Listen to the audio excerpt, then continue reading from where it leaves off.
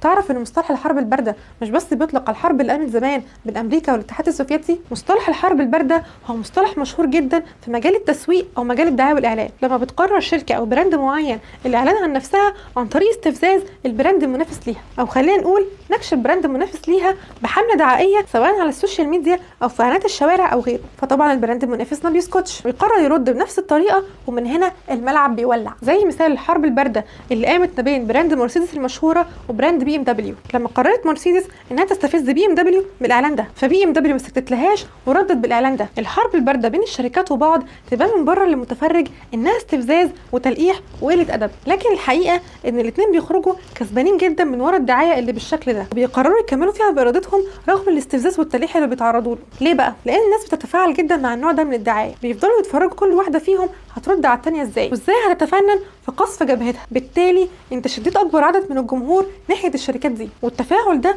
ممكن يخلي كمان شركات تانية تدخل في النص في الحرب دي. من الاخر عايزين يستفيدوا من اللمه اللي حصل. ثانيا تخيل بقى لما المنافس بتاعك بنفسه يعلن عنك حتى لو بالسلب، فهو هيفضل اعلان، بالتالي الشركات بتخرج كسبانه هنا حتى لو اللي ظاهر لك من بره عكس كده. المسؤول عن انتاج الحروب اللي من النوع ده هو قسم الدعايه والاعلان او قسم التسويق داخل الشركه، والقسم ده لازم يكون مليان ناس دماغهم عاليه وعارفه ازاي تعمل اعلان مبدع والناس ما تنساهوش ابدا، وكمان يبدعوا في التخطيط للحروب اللي من النوع ده وازاي يتفننوا في الرد من غير ما يهينوا براند منافس ولا يهينوا نفسهم. من الاخر بيلعبوا مع بعض والاثنين كسبانين. الوظيفه دي مناسبه جدا لخريج كليه تجاره، وبالفعل اتعمل عن الوظيفه دي حلقه بالكامل على القناه اتشرح فيها اهميه موظف الدعايه والاعلان داخل اي شركه، وازاي بيقدر يعمل اعلان مميز للشركه، وليه خريج تجاره هو الانسب للوظيفه دي، وايه هي المهارات اللي المفروض يتعلمها عشان يقدر ينافس غيره في سوق العمل ويبقى ماركتر حريف. لينك الحلقه هتلاقيه في صندوق الوصف، ما تنساش تشوفها وتقولي رايك. بس كده، سلام عليكم.